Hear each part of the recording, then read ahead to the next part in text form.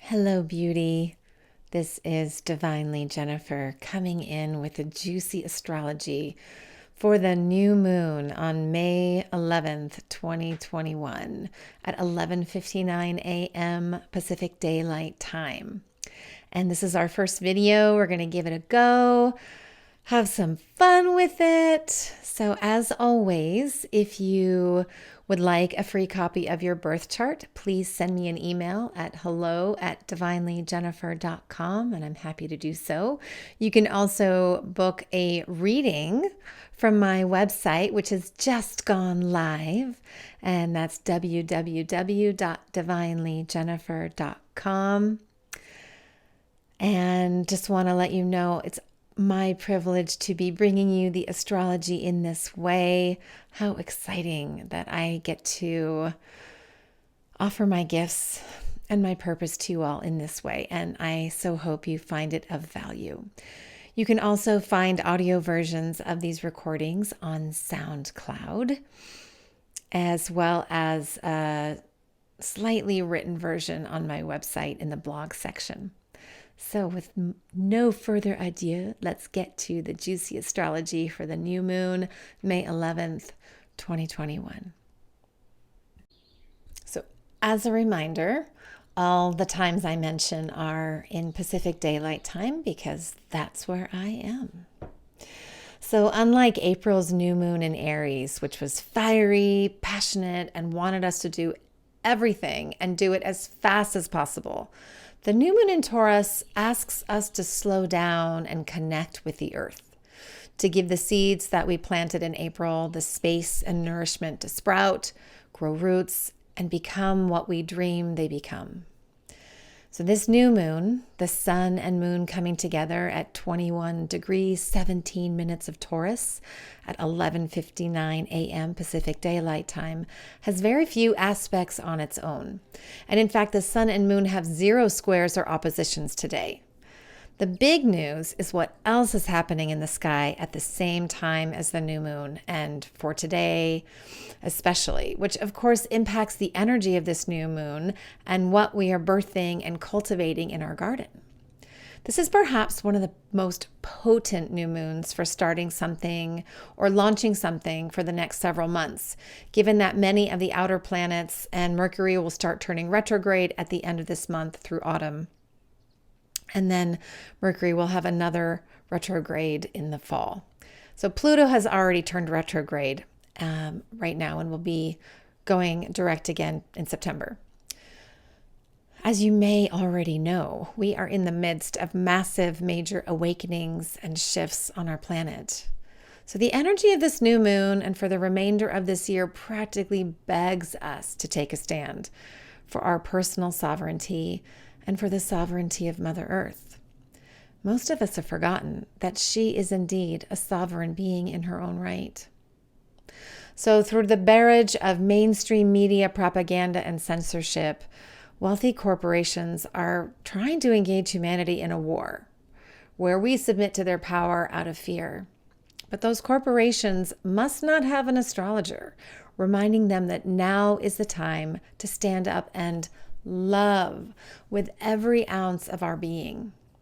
Our love and our connections to Mother Earth, Source, and each other are their kryptonite, and they know it.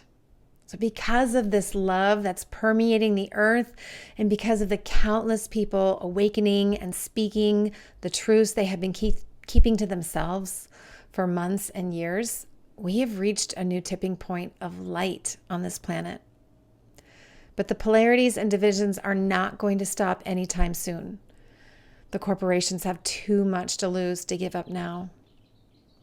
It's up to us to connect deeply into the love and magic of Mother Earth, to stand tall in our sovereign power, and to shine our light as brightly as we possibly can. I entreat you to walk barefoot upon the earth, lie naked in the sunshine, or at least in your bathing suit. Listen to the birds, watch the leaves sway in the breeze, and count the stars twinkling in the night sky. These simple pleasures are the not-so-secret medicine for all that might ail us. All right, so here is the chart for the new moon on May 11th. And you can see here, beautiful sun and moon together at 21 degrees, 17 minutes of Taurus. And this new moon is going to be activating anything between 21, 22 degrees of your chart, if you have your chart, and anything between 10 and 12 degrees of your chart. Because as you can see, we've got Uranus here at 11 degrees, we've got Chiron here at 11 degrees, we've got Mars here at 11 degrees, and we have the nodes at 10 minutes or 10 degrees and 43 minutes. So let's take a look at some of the moon transits. So the sun and the moon here will be, they're loosely sextile to Pallas. They've both had a sextile to Pallas Athena, helping us to strategize and be diplomatic before we have to go in for the fight. Pallas is quite the warrior, but she truly prefers to strategize if she can. They're also pretty closely sextile to Neptune. They'll both be sextiling Neptune within the next 24 hours or so, which gives the moon a dreamy, maybe a little emotional quality to it. So just, really take that time to feel into your intuition. This is something this year continues to ask us, is to feel into our intuition, to feel into our hearts if something is true, because it can't happen in here anymore. The moon and the sun are also loosely trined to Pluto in Capricorn, which activates wealth, transformation. I would think that there would be some positive power, really standing in your power, versus the power that the patriarchy keeps trying to take away from us, which I will touch on later in this recording. And both the sun and the moon will come to a trine. The moon's going to trine Pluto late tonight, and the sun will do it in a few days. So that's really all. Oh, and then also the sun and the moon have an inconjunct here to Juno. So there might just be a little bit of stress on our intimate, committed partnerships and relationships, or if you're married, you might feel it there as well. Don't worry, that's a pretty quickly passing transit. But that's pretty much it. And the moon is going to be in an exact inconjunct with Juno at 12:44 p.m. and the sun at 8 p.m. tonight. But like I said, the big news is what is happening elsewhere in the sky. So the first big moment, if I can get my pen to show up. All right, so we have Uranus here, and Uranus is sextiling Mars, or Mars is sextiling Uranus. At the time of the new moon, they're only 11 minutes apart. So 11, again, that's showing up for those of you into numerology out there. So they're very close together. But first, we've got Chiron here at 11 degrees, 14 minutes. So Mars and Chiron are within 7 minutes of an exact square for the new moon. They will square exactly at 4:53 p.m. at 11 degrees, 15 minutes.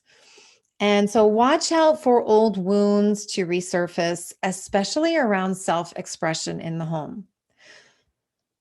So the light side to this transit is healing and mentoring, especially with this Mars-Uranus energy that we have. Now, Mars and Uranus are going to come into an exact sextile at 7:47 p.m. Pacific Daylight Time on May 11th.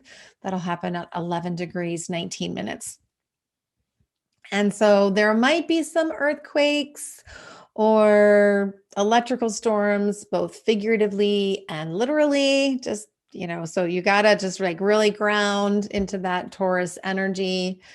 But there's going to be some big news or breakthroughs, innovations, breakdowns, hopefully not breakdowns since it's a sextile, but you never know with Uranus. Uranus is full of surprises. But on the home front, With finances, you may receive an unexpected windfall. Maybe you find $100 on the floor or in a drawer as you're cleaning things out in the home, or there might be some unexpected bills or expenses on the home front. So just that's happening today. So Mars squaring Chiron and Mars sextiling Uranus, both happening within 3 hours of each other. So could be a little jarring there. And then we have, as you might see here, we've got lots of planets in partnership together and multiple planets in signs. So here in Taurus, we have the sun and moon, obviously. We have Uranus and we have Ceres. And we also have, let's see, we'll go down here to Sagittarius. We have the South Node and Juno in Sagittarius. We have Jupiter and Saturn in Aquarius. We have Neptune and Pallas here in Pisces. We have Aries and Chiron here in Aries. And then we've got Venus, the North Node, and Mercury here in Gemini. And then we've got Mars with Sirius here. Sirius is always in Cancer, but Mars is approaching an exact conjunction with Sirius. It's going to be beautiful in the night sky, the evening sky. They're going to be so bright up there. And of course, we have Vesta and Pluto in Earth signs. So really what this means is there's a nice balance in the sky between all four elements. So we've got Aquarius and Gemini as the air signs. We've got Taurus, Virgo, and Capricorn as the earths. We've got Pisces and Cancer as the water signs. And we've got Aries and Sagittarius as the fire signs. So there's a nice balance in the sky. And Earth is I guess you would say, has the most votes here for this new moon. And it's most prominent, which is fitting for a Taurus new moon. So let's clear that out. All right. As you see, as you get to know my readings and I do these videos, you'll see I write everything by hand because I'm kind of old fashioned that way. And I think better when I write versus when I'm typing on the computer. So some other aspects to note here. We've got Mercury here, conjunct the North Node. And Mercury is in a nice trine, approaching an exact trine with Saturn. So that's a lovely energy around structures and boundaries to communication and ideas. It's like the collective, everyone wants it their way. Everyone has their truth. So you might just need to set some boundaries around the information that's coming your way and be open to changing your mind. Recognize that there are always at least two sides to every story. And then we have, we've got Mercury here in a sextile to Chiron. They have already had their exact sextile earlier, but this is again, healing communication. How can you mentor in communication? This is really important. So there's a lot of anger out there and a lot of polarity in the world, but how can you mentor loving communication and healing communication for others? And then we also have Chiron and Saturn, and they are in this sextile together through July, and then again in November and early December. So the most of the year is really supportive of healing and mentoring, creating structures and boundaries around our healing, committing to our healing. This energy is with us all year, and thank goodness for that, right? Because there's a lot of healing to be done. And then we also have Mercury in what's called a sesquiquadrate or a sesquisquare to Pluto in Capricorn. You can see this relationship here. And this really puts some stress on power dynamics and how we communicate. I mean, let's face it, cancel culture is real. Facebook is taking down groups all the time if it doesn't follow that propaganda. And YouTube is taking down sites. And I mean, it's just everywhere. You say one thing that goes against the mainstream and you become persona non grata. Just ask Joe Rogan. So you really have to go the extra mile to speak truth to power. You really have to be willing to stand up there. And then just as we had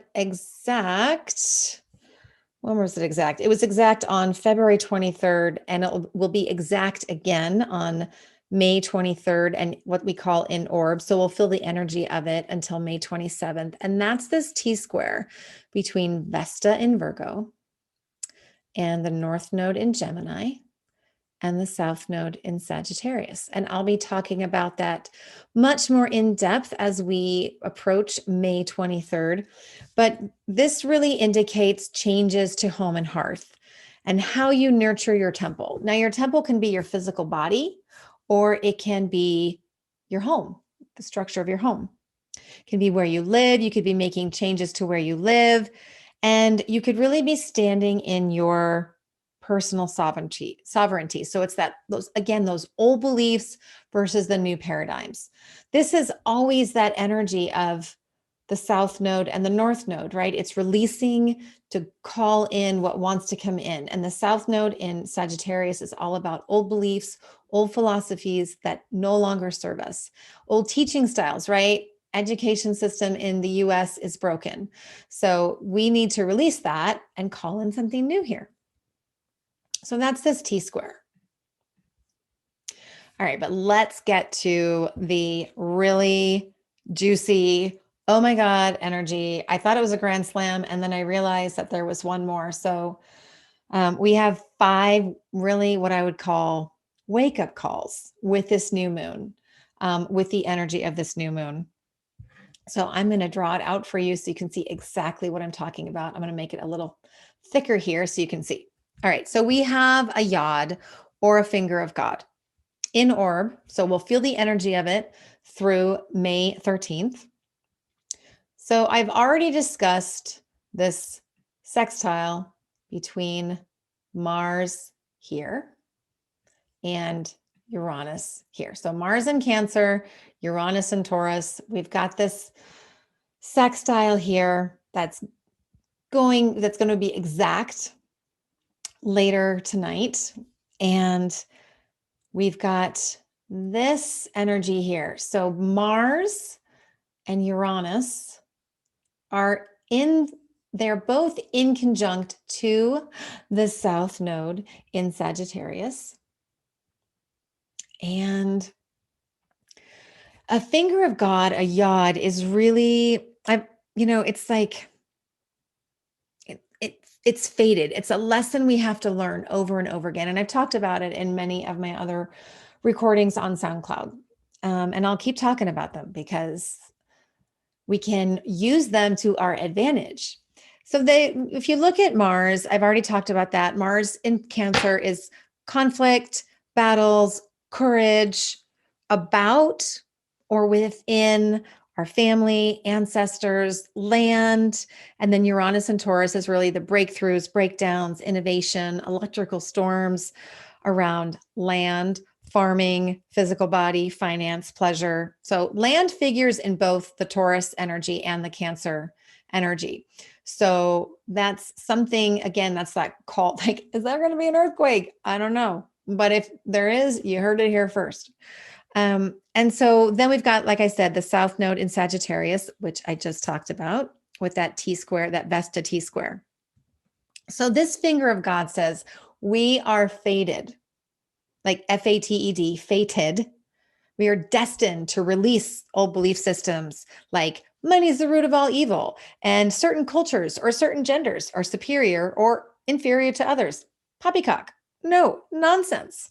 So all those philosophies and teaching systems, because like I said, the education system is so broken. Foreign travel. I mean, how many border restrictions, how many travel restrictions do we still have right now? But if we can release those old belief systems, we can then better be our best selves. and show up in the ways we are meant to as our divine sovereign selves. So this yod, it gives us the opportunity to get it right over and over again as both individuals and a collective. Now, this is also what's called a yod kite, which is extremely rare in astrology. It doesn't even happen every year. And so I'll point out to you what it is. So as you can see, we have the north node here, and the north node is opposite. North node is always opposite the south node. And the north node is what's called a semi-sextile to Mars here and a semi-sextile to Uranus. So it's like, it looks like a kite, right? And it's flying through the sky, and it's like a kick in the butt, really, an extra kick in the butt for this finger of God. So I imagine like a bow that someone's pulling back, and the bow's getting tighter and tighter and tighter and tighter. And then you release the arrow, and the arrow flies even more powerfully, faster, more accurately. You cannot avoid this transit. So feel into the old beliefs that you want to let go of and do it, because it will be so, so supported by the universe. Let's put it that way. All right, I got to turn my page here. All right, so we have a second yod that I sort of was discovered and was feeling into, and I feel like it's important to talk about. And so Saturn here in Aquarius and South Node here in Sagittarius. Oops, that's not Saturn, that's Jupiter. Let's do that again. Saturn here in Aquarius and the South Node here in Sagittarius. They're in a very loose sextile.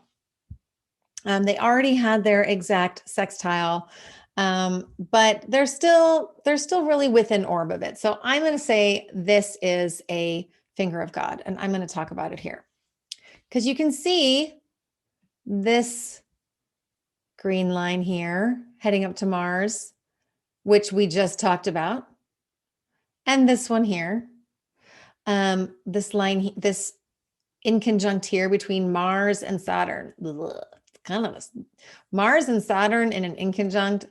That is like teenager going against the father, setting boundaries. There can be it can be volatile. But the way I really see this, so Saturn and the South Node had their exact sextile on April 9th. But this transit, this finger of God, is only in orb until tomorrow. And it reminds us that we have to be disciplined and committed to set boundaries to releasing what no longer serves us, right? So I just talked about that with that other finger of God. But this one says, when we release it, we can inspire love into the fiercest warrior hearts. You know, Mars here. Mars is a fighter. Mars is very courageous, fearless almost. But in Cancer, Mars has a heart, that soldier's heart. And so we can use this transit to inspire love into that fierce warrior heart. And the fastest way to heal our trauma is by dedicating ourselves to daily self-care and nurturing at home or wherever that is. So that's really, it's a beautiful energy here. All right. And then we have three hammers of Thor. So if you recall from mythology, Thor had his hammer, and that hammer was alive, had a personality all of its own, and the hammer could sense, the hammer could destroy anything. And the hammer could feel when something was good or someone was good, and when it was dark or when it was evil or just when it was an enemy of Thor. And so what the hammer of Thor asks us is what are we smiting? What are we crushing, destroying, or pushing through in order to change, shift, again, be who we want to be, feel the way we want to feel. So the first one is a hammer of Thor with Vesta in Virgo at 8 degrees, 26 minutes, square the south node in Sagittarius. So that's this square right here. And it is what's called, again, that sesquiquadrate or that sesquisquare here to Eris. And it goes down like this. So you see how, again, it's not as, it's a broader arrow. It's like that axe or a hammer shape here. And so this is an orb through May 22nd.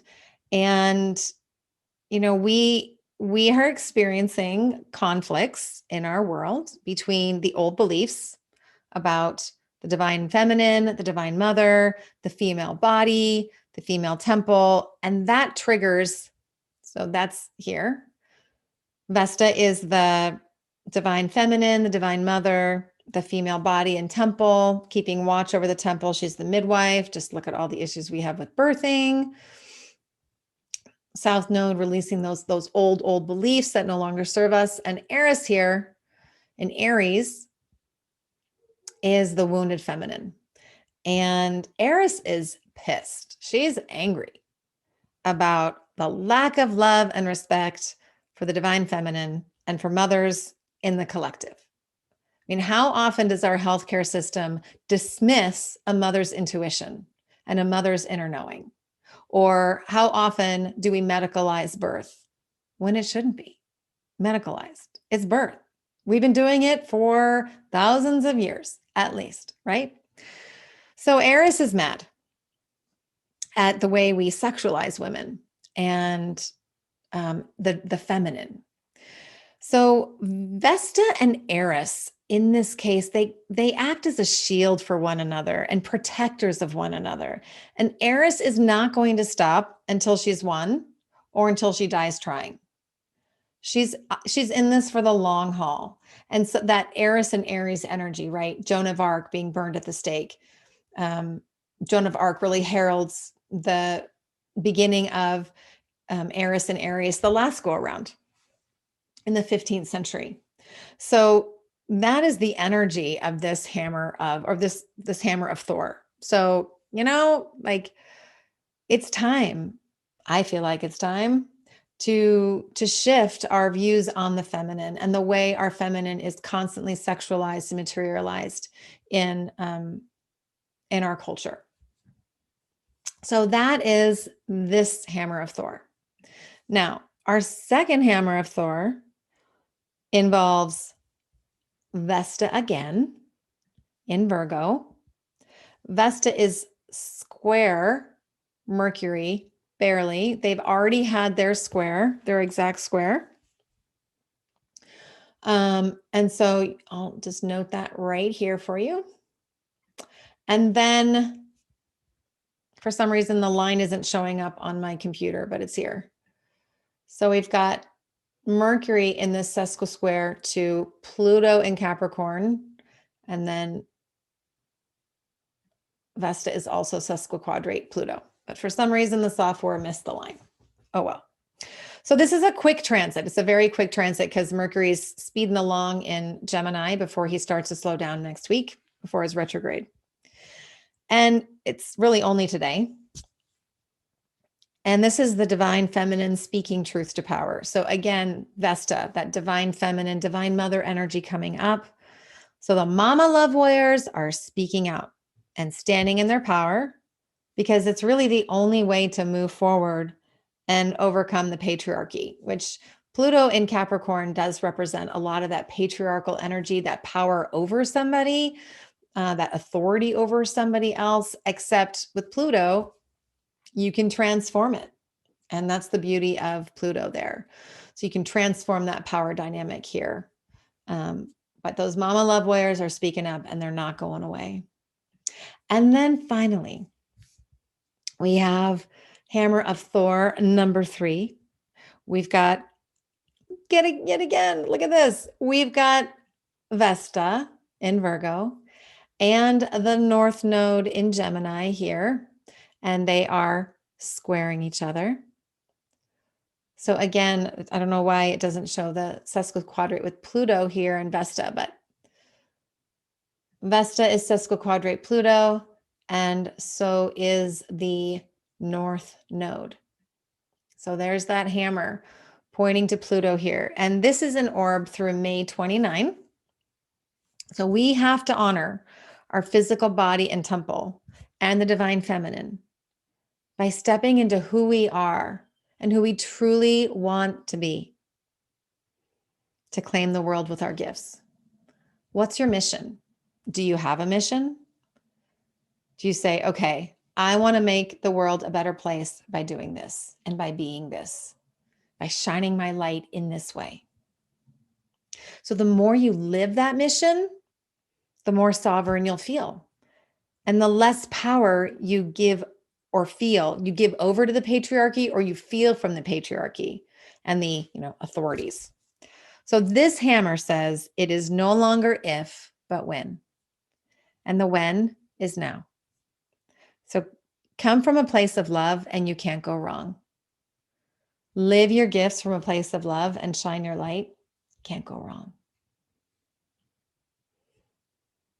So these are some of the major things, major energies happening in the sky for our new moon in Taurus.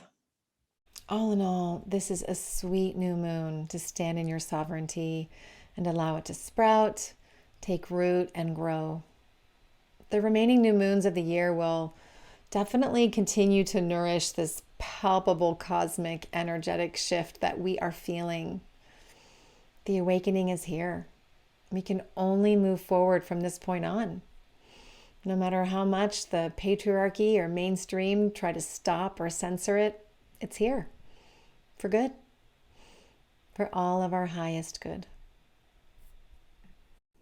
All right, my loves, that is the very, very juicy astrology for the new moon in Taurus on May 11th, 2021. I'll be making a separate recording for the astrology for May 12 to May 19. I didn't want this to be too long, so I figured I'd just give you the new moon straight up. And as always, if you'd like a free copy of your birth chart, please send me an email at hello@divinelyjennifer.com. And if you would like to book a reading or sign up for my mailing list or just learn more, please visit my website at www.divinelyjennifer.com.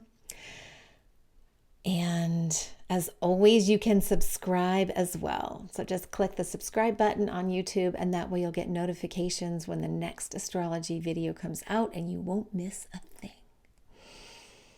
I hope you have the most beautiful new moon and know that I'm here for you if you are ready to take a look at your cosmic blueprint and how to step up as your beautiful divine sovereign self and shine all your light in the world. Have a beautiful week, a beautiful new moon. I'm sending you so, so much love. I'm Divinely Jennifer.